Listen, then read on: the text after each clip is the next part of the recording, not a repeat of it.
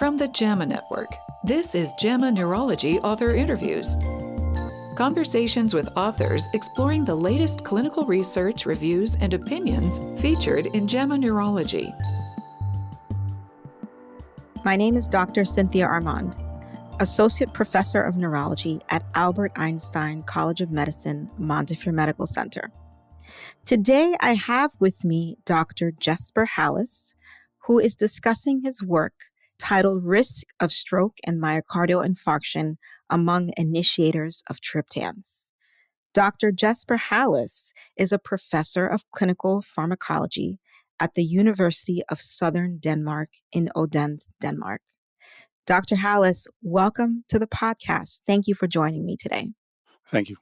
I am very excited by this work of you and your colleagues because I myself am a neurologist and headache specialist, and triptan conversation comes up. And when the calcitonin gene-related peptides came out, there was a whole demographic of individuals who were able to receive migraine-specific therapies, especially acute therapies, because with triptans, individuals with cardiovascular risk factors, previous stroke, myocardial infarction, uncontrolled hypertension, they couldn't take it. They didn't have access. So we were so excited over the past several years.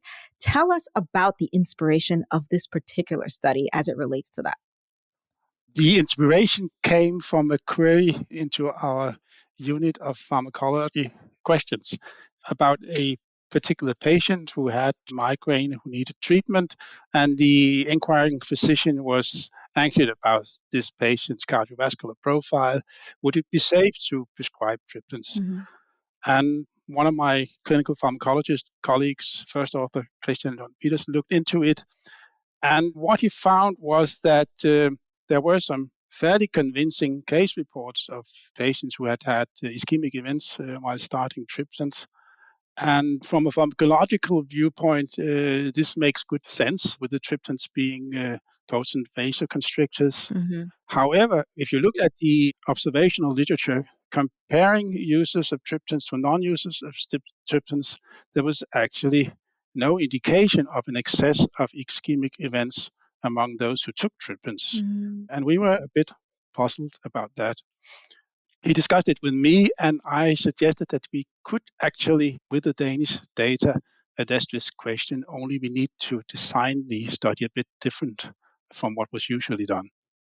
That's interesting because if you ask any neurologist or headache specialist, or I think anyone who is treating someone with migraine, those risk factors, we're not going to do it. We're too scared for the one individual who may develop a ischemic adverse event on this medication, especially after you start it.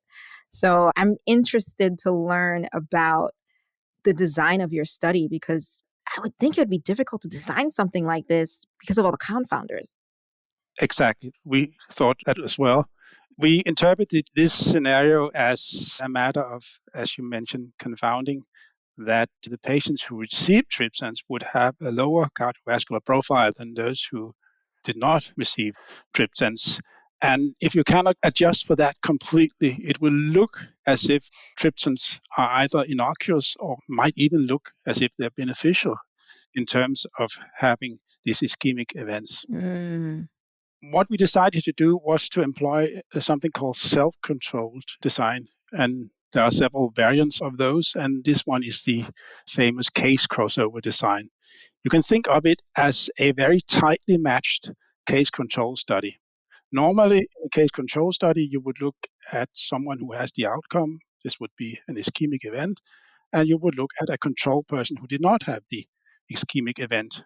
But the problem here is that they would have different baselines. Right. But you could, in a situation like this, say that for a case who has a given profile, given age and sex, you could find a person who has exactly the same cardiovascular profile and the same age and sex, but who doesn't have the outcome. Mm-hmm. And that would be the same person, only before he has his outcome. So by comparing the version of the patient that has the outcome with the same version that doesn't have the outcome, yet all of these baseline differences cancel out. So think of it as an extremely tightly matched case control study. Oh, that's excellent. What did the patient demographics look like in this study? And I'm interested in the cardiovascular risk factors that were studied. What was considered low and what was considered high? We didn't have formal criteria for what we considered low versus high, but we noted that since this is a study where we essentially only studied people who had the outcome, who were cases, we noticed that these persons had a quite high cardiovascular risk profile. They had hypertension, 60% of them, they had lipid-lowering treatment, they had previous cardiovascular events, etc. And we compared them to an age-matched sample of statin users who did not have the outcome, and they were much worse off. Okay. So these are examples of what actually happens when you do prescribe triptans to people who have a high cardiovascular risk profile. Mm-hmm. Now, tell us about your results and what you found. Do your results support our current clinical practices or do they not? And I know that's a very hard claim to make going against the grain, but I'm actually interested in this because it's a difficult topic to broach and it's very often a consult question when it comes to headache management. I think, in a word, that it actually does support the current practice of avoiding triptans to patients with high-risk cardiovascular profile. First off, all of our cases had such a profile, and we could actually demonstrate an association between initiating triptans and developing these cardiovascular outcomes in this particular tightly matched case control design that eliminates their cardiovascular profile by design. Mm-hmm. So we are the first to actually demonstrate it in a controlled observational design that there is an association. What were your statistics with that in terms of the results? That's an interesting point as well. We found odds ratios in the order of 3.3 for ischemic stroke. If you look at myocardial infarction, an odds ratio of 3.2, and for non-specific strokes, including ischemic strokes, 3.3. But none of the other studies have been successful in establishing an association, as mentioned. We believe this is a matter of residual confounding. As mentioned, triptans are channeled to patients with a low cardiovascular profile, and that makes the triptans look more innocuous than they really are. Mm-hmm. However, since we had data on virtually all triptan users and all triptan initiators in Denmark, we were able to put absolute risk measures on these estimates. And although we could establish a higher risk among the initiators, this, taken at face value, amounted to a very low absolute risk, something in the order of 1 in 30,000 initiators of triptans on the average. Mm. That average figure covers both those with high risk profiles and low risk profiles. So if you have a high risk profile, the risk is more than 1 in 30,000. If you have a low risk profile, it's less than 1 in 30,000, and it's probably close to nothing, a very trivial small scale risk. So, in support of triptan use for low cardiovascular profile, Yes. high cardiovascular profile, I think this remains consistent.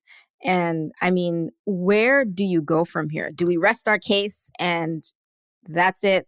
That's the answer? Or do you envision a follow-up study that you would be conducting in order to investigate this further and move forward?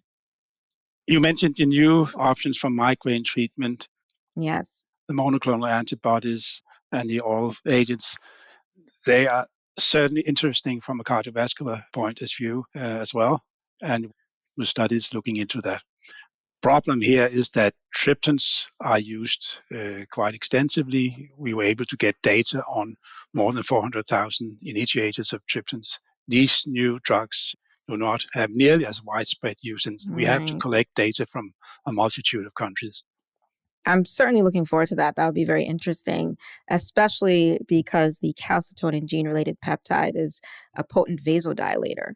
And we come across this question in pharmacology of if we're inhibiting the vasodilator properties, what is happening conversely in somebody with cardiovascular risk factors?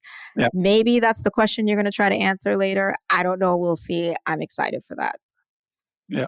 So am I. Dr. Hallas, thank you so much for joining us on the podcast today.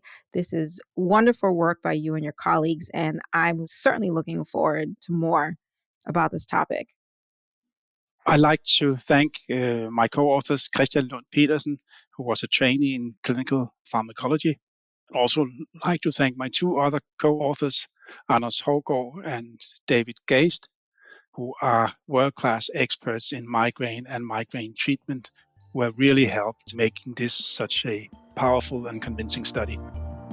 This episode was produced by Daniel Musisi at the JAMA Network. To follow this and other JAMA Network podcasts, please visit us online at jamanetworkaudio.com. This was Dr. Cynthia Armand. Thanks for listening.